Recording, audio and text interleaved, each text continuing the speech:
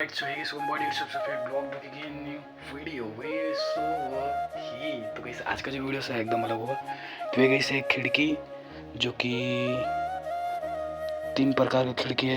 एक में जाली होता है और दूसरा में कांच होता है, 2 कांच होता है और एक जाली होता है। डूड इसमें बहुत सारे हैं खिड़की हम लोगों ने बनाए हैं 1 2 3 4 5 6 7 8 9 10 11 12 30 40 60 यहाँ पे खिड़की है भाई।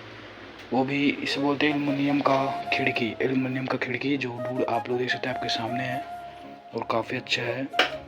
मैं जहाँ काम करता हूँ वहाँ बनाया गया है। तो डूड आप लोग देख सकते हैं यहाँ पे और डूड आप लोग देख सकते हैं ऐसा है कांच देख सकते हैं हमें यही बनाया जाता है। और यहाँ का जगह देख सकते हो आप लोग ऐसा है देखो डूड।